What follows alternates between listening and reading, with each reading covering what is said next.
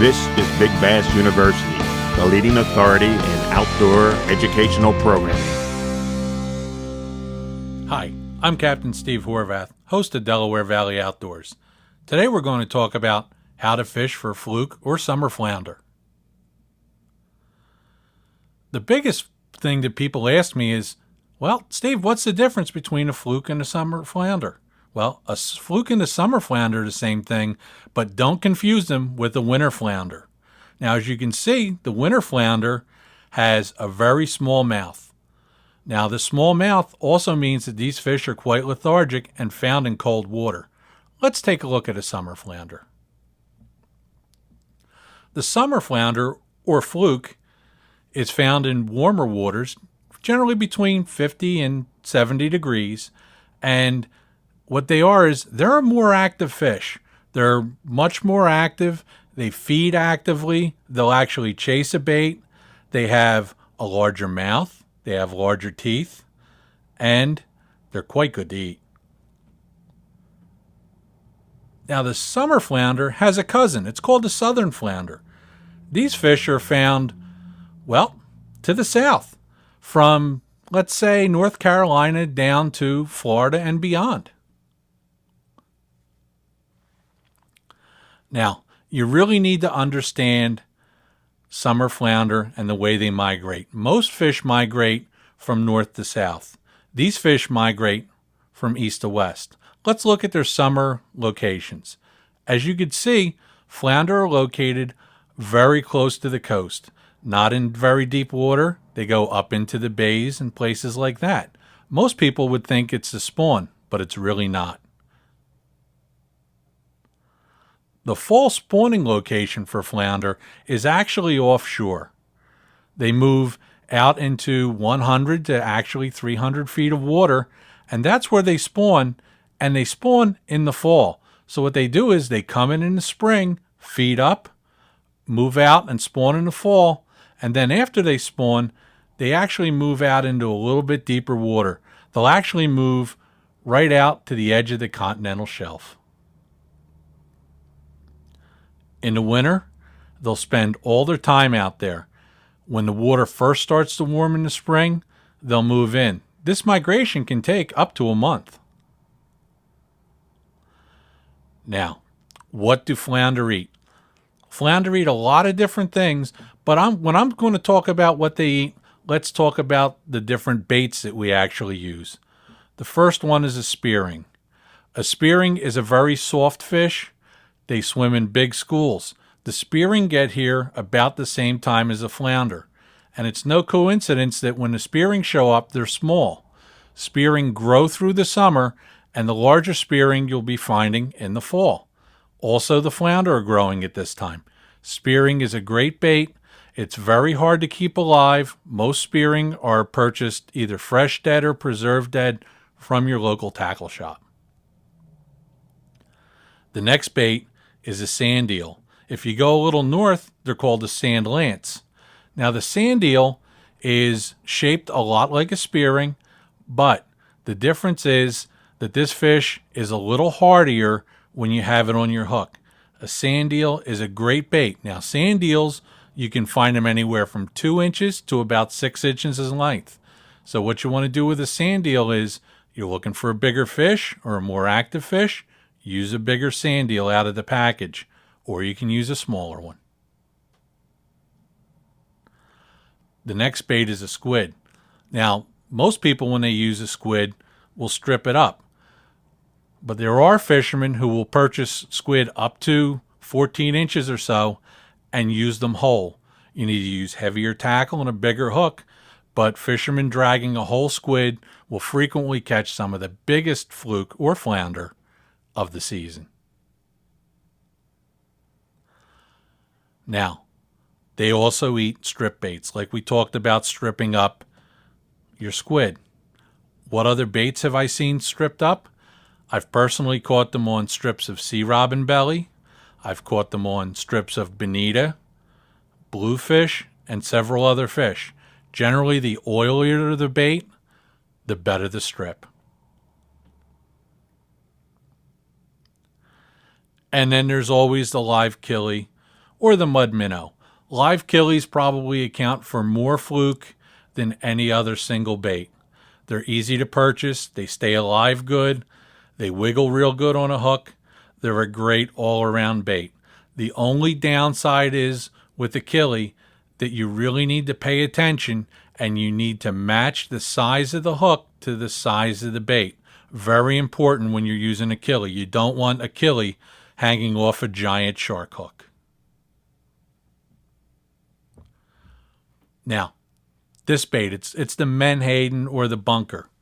Now, generally, fluke do not feed on full-size menhaden or bunker. They're eating the smaller ones, the ones that you always call peanuts. They're called peanuts because, well, they're not a whole lot bigger than a peanut, to be honest. Now, peanut bunker can be cast netted if you can find them and caught live. They can also be purchased. Now, peanut bunker are very touchy. Sometimes you can keep them alive, but they need a lot of oxygen in the water. More frequently, they'll die. They work good on a hook like that. Now, tackle for fluke is as different as there are situations. As you can see from this picture, we're fishing in a back bay area. Shallow water, not a ton of current. We match the tackle to the conditions. You can see that we're using an ultralight rod. We're using very light braided line, 10, 15-pound braided line at the very heaviest. This allows us to use smaller presentations, get us vertical, a finesse presentation. We catch a ton more fish like this than we would using heavier tackle. Now, as you can see, I'm using a longer rod in this situation. In this situation, I'm using a medium heavy 7-foot freshwater bass rod. Why do I switch over to this heavier tackle? There will be two reasons for using this tackle. The first reason is in a strong current situation where I need to go to a much heavier sinker or bucktail. The second situation is when I'm fishing in deep water and I need to sweep and take a lot of line up with my hook set to hook a fish. Again, I use braided line. It gets me down to the bottom. In this case, I'll be using 15 or even 20-pound braided line. This is a good mid-range tackle that will work good for you in the ocean, but can also still work in the back bay in a pinch. Now, when I'm fishing in the ocean and I'm fishing on a private boat or a party boat, generally I'm using heavier tackle. It's not because the fish are bigger, but it's because I'm using a heavier weight to get down to the bottom, or in the case of a party boat where you can see a lot of anglers draped over the side of the boat, you need to be able to control the fish. In this case, I go for heavy freshwater like a flipping stick or a musky rod or a medium saltwater rod. Again, I go with braided line. It gets me down to the bottom. But this is just a sample of how you need to tailor your tackle to the situation and the area that you're fishing for fluke. Now, flounder will have preferences to the areas that they hang in at. During areas of higher water, you're going to find them up on the edges of the channels and they're actively feeding. As the tide goes out, you're going to see that they'll move toward the holes or deep spots. A lot of fishermen say to find a flounder, you have to find the holes. That's partially correct. At low tide, I'm definitely looking for deeper water. High tide, shallower water. Keep that in mind. You need to relocate as the tide changes. Now, we have structure. In this case, it's a bridge abutment. Several things happen around bridge abutments. The first thing is you have a current break. The less active fish will be on the down current side of that piling. The more active fish will be on the up current side of the piling. The other thing is that piling offers cover for the fish, again for ambush. The third thing that actual structure or pier piling does for you is it creates a very small area to fish. A lot of anglers like to make a nice long drift, Boat control can be difficult for some people, and in heavy current, it can be difficult for me too. But if you key in on these structures, you'll fish areas that people don't fish, and you'll catch larger fish. Now, the next area we're going to look at is rocky bottom. Now, you'll notice that there are small, what I call oases in these rock bottoms. What you'll see is the flounder here are not laying on top of the rocks. They're located in the sand and the mud areas in between the rocks, and that's a key. You drift through an area, you catch a few fish, you need to mark that spot and come right back, because chances are that's where most of the fish will be, and they'll be not in the rocks, but they'll be near the rocks. Now, in the open ocean, you wind up with areas I refer to as humps and lumps. They can be clay, they can be sand, they can be other soils. But what happens is the ocean is a lot like a desert. There's a lot of area out there that doesn't have much structure at all. But there are areas that have a good amount of bottom change. This is where you're going to find the bait fish, and this is where you're going to find the flounder. Now, something you have to know about ocean fishing is the water temperature needs to be right. And there are fish that you're going to find when the water temperature is not right. If you're running into a lot of dogfish or you're running into skates, the water is generally still too cold. Your surface temperature may be 60 or even 70 degrees, but your bottom temperature can be down in the 40s. Now, what we found is when the bottom temperature gets above 50 degrees, the dogfish and the skates start to disappear and the flounder become more active. So you can use this as a bellwether. If you're finding dogfish and skates, the best thing to do is to move shallower. If you're not finding dogfish and skates, you can fish as deep until you run into those dogfish and skates as you need to find a bigger fluke. Now, there are several ABCs to rigging, okay? Let's talk about bucktails. Bucktails come in many shapes and sizes. If we take a look at the bucktails we prefer to use, you're going to find that they're a little bit different than others. You'll notice by the two bucktails that are in the picture, and one doesn't even fit in the picture. The one that doesn't fit in the picture is a great big bucktail with a great big hook. There's a smaller bucktail, that pink and white one, and you'll notice some stark differences between that bucktail and the other one. The pink and white bucktail, number one, has a light wire hook. Now, this light wire hook, when used with light tackle, will easily penetrate the fluke. You don't need great big heavy tackle. These are finesse fish. 99% of the time, that light wire hook is the hook that you want to use.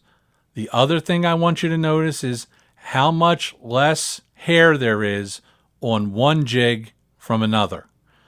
That pink and white jig is very streamlined. That streamlined jig is going to sink faster if it has the same size head because it has less water resistance. And the other thing, it has a small profile, and that small profile will fit the natural bait fish. Whenever possible, use the smaller bucktails. Now, there are times when we're going to use a bigger bucktail, and there's a tactic we use to hook more fish with that bigger bucktail.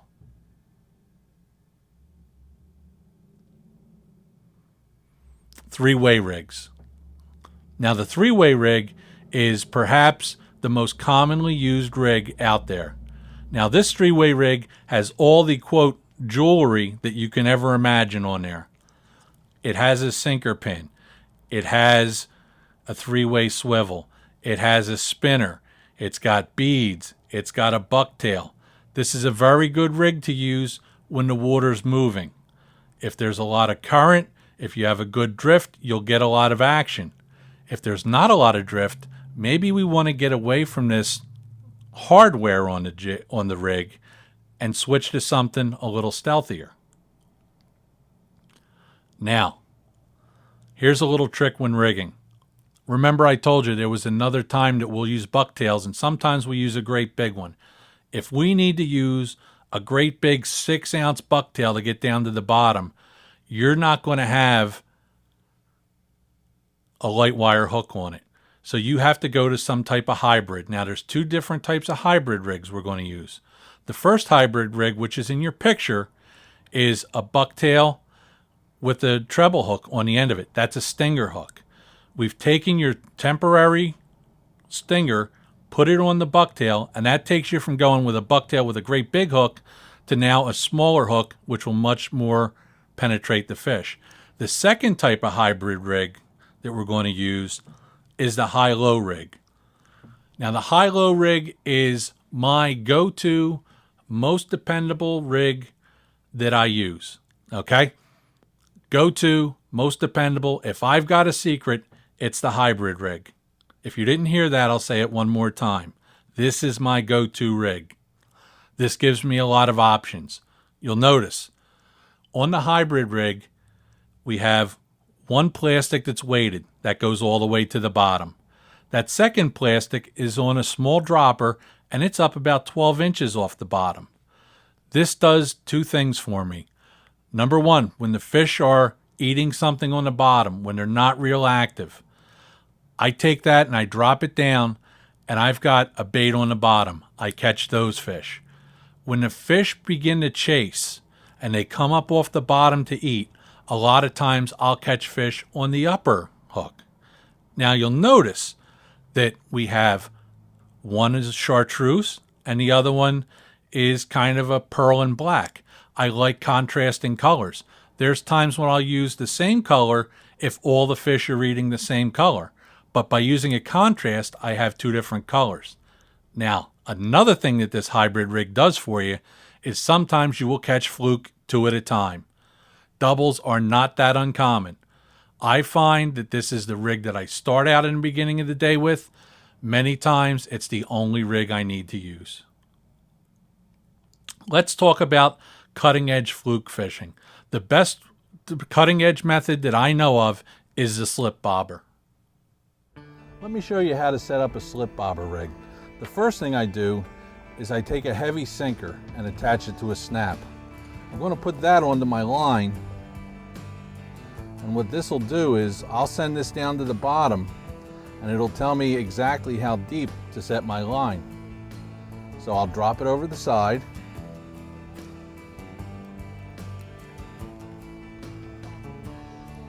I'll let it down. Now we've found the bottom. So now I'm going to reel it up and I'm going to adjust my bobber stop, which is on my line, up or down to get the right depth. Then I can reel it up.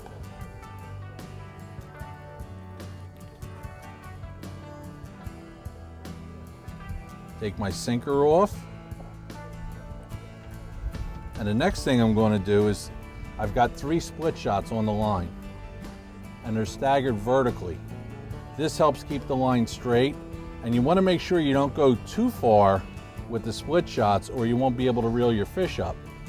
So I'm going to take this rig and I'm going to drop it back in the water, and what I'm looking for is to suspend the bobber with the split shots straight down or as straight as possible to know that when my bait goes to the bottom, my line is straight up and down. In this case, I have 3 split shots, and 3 split shots is the right weight. Now I can take my rig, I can bait it up with a killie or a strip, and I can put it out, and all I have to do is open my bail, and the whole rig will float with the current freely. When the bobber goes under, I've got a fish. Oh, yep, bobber's going under. I think he's got it. Going to give it to him for a second. Going to reel down and give it a little hook set. Yep, I got him. Here he is. What is a better fish? Yeah, nice one. Can you get it there, Stevie? I think I got her. Yeah, this is definitely one to measure. There we go. It's a pretty nice one. Right, measuring stick's right behind you. Yep. And you know what?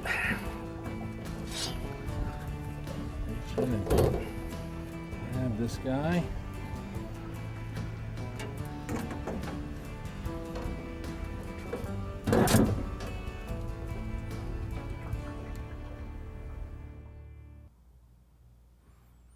very important part of our fishing is using lighter leaders.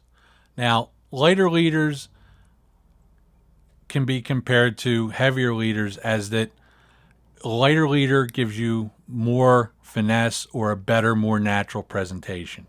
Now, how light do I go in leaders? I do not go lighter than a 12-pound test leader. Most of the time, I'll be using 15-pound test leader. 100% of the time, I'm using fluorocarbon leader. Now, there are reasons to go to a heavier leader. What are those reasons? The first reason is that I'm fishing around, say, rock bottom. If I'm fishing around rocks and barnacles and stuff like that, I'll go to a heavier leader, but chances are I'm also using a heavier line. I want to keep my leader lighter than my actual main line. If I'm using 30-pound braid, I'll go with 25-pound leader. Now, there's also a situation where I'll go heavier than my main line. That situation is when there are small bluefish around. Many times, late in the summer, the snapper blues get up to 8 to 12, maybe even 14 inches, and a lot of times they'll grab your fluke rigs. I don't want to lose hooks, and I don't want to chafe fish off. So in that case, I'll go to heavier leader. But 90% of the time, maybe even more than that, I'm using a leader lighter than my main line. Now, that lighter leader, in my opinion, catches me 25 to 30% more fish than using a heavier leader. At the end of the day, if I've caught 50 fish myself, hey, that's another 10 fish. Another 10 fish might be another keeper. That's why we use lighter leaders and fluorocarbon. Now, anglers don't realize how important it is for you to keep a vertical presentation. A vertical presentation does several things for you. Number one, it gives you better bottom contact. By being vertical, when you lift that rod, you're lifting directly off the bottom, and when you lower it down, you're going directly to the bottom. Anything in between that, that's called a bite. Now, flounder don't have hands, so it's in the flounder's mouth. The other thing that gives you is better feel. If you have your line out, if there's a lot of slack out, and your line is constantly dragging on the bottom, it's much harder to detect the bite. What happens then? You've got better feel, you've got better contact, you've got a straight line, it gives you better hook sets. Lots of times when you're setting a hook, if your line has a lot of slack in it, you may get your rod up over your head before you even feel the actual fish on there. Or if you're dragging it, as you can see here, you're not going to know whether there's a fish there or not. You'll miss fish, you'll get poor hook sets, and you'll lose a lot of fish, or you'll gut hook a lot of fish. And with this being a catch and release type of industry, we throw most of our fish back, so you're going to wind up killing fish. So a vertical presentation is a real key. Now, you also need to know how to land these fish. I see a lot of people making a lot of mistakes. The biggest mistake is the size of the net. As you can see from this picture, this isn't a very big fluke that I have, and it's not a giant net. But that net that's in my hand is plenty large, and I've personally netted fluke that have been 7, 8, and 9 pounds in a net that size without trouble. So first thing is you need a big enough net. What's the next thing? When you land your fish, you need them to be tired. You want that fish done. You don't want him coming up and pulling him to the top and shaking his head and the sinker's flying around or bucktails are flying around. That's when you lose a lot of fish. Tire the fish out. There's no time limit on how long you can fight them. The fish will come up. It'll be pretty docile. In the case of a big fish, you'll know when you can net him because he's already made 2 or 3 runs back to the bottom when you got him near the top. Now, the next thing we want to do when we're netting a fish is we want to dip them head first. We always want to net our fish head first. Why? Because they don't swim backward. Now, if you even attempt to take a shot at a fish with the net and try dipping it, from the side or from the tail, you're looking for nothing but trouble. Number one, the fish will swim forward. That means it's swimming out of the net. The other thing is the heaviest part of the fish is up toward the head. So please take my advice and net your fish head first every time. Hopefully, you've learned a bunch of stuff that's going to help you catch more keepers by now. What do we want to do with our fish? We want to immediately get them on ice. Now, we want to get them on ice. We don't want to just throw them in a cooler that's in the boat and say, well, the cooler's actually cooler than the air temperature, so the fish are good. You need to get the fish on ice, and you need to leave the drain plug out of the cooler. This way, the fresh water runs away from the fish. This is a saltwater fish. It'll absorb fresh water, and that'll affect the actual eating quality of this fish. But you want to make sure the fish is in contact with the ice, as little water as possible, and you'll have fresh fish. Now, what you want to do is you want to clean your fluke. I fillet them. As you can see, one side of a fish gives you quite a nice fillet. You can also take them and have them whole. You can take them and stuff them. Another way to have a whole fish. But for me, I fillet my fish, and that's the way I eat them. Now, when you freeze fish, there are two ways to freeze fish. One is the optimum way, and that is in one of those Save-O-Matic, suck all the air out type of bags. And what happens is you suck the air out of the bag, the fish is much less prone to freezer burn, and that'll stay the longest.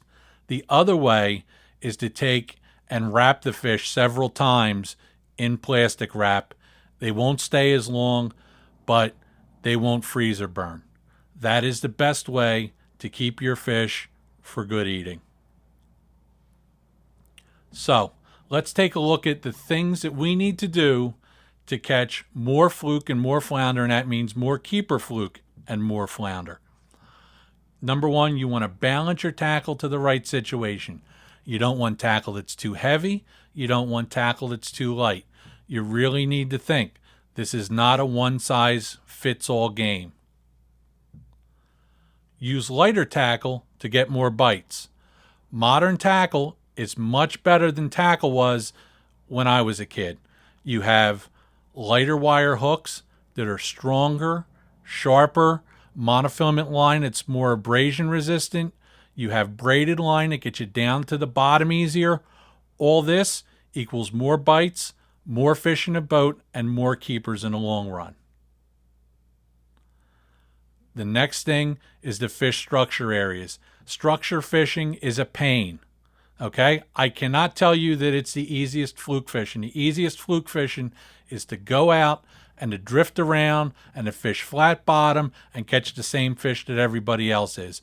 But if you fish close to bridges, within reason, close to buoys, fish channel edges, fish bottom changes, know where the fish are, repeat your drifts, you will catch more fluke in 1 year than you probably caught in 3 or 4 years before using these methods.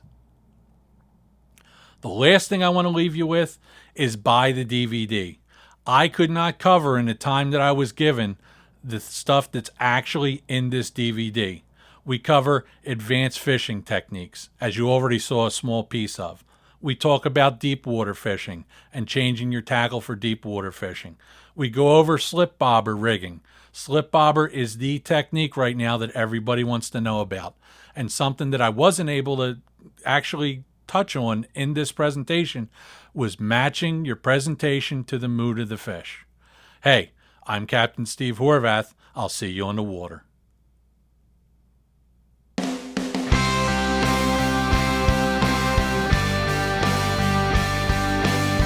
For more seminars like this one, go to bigbashuniversity.com.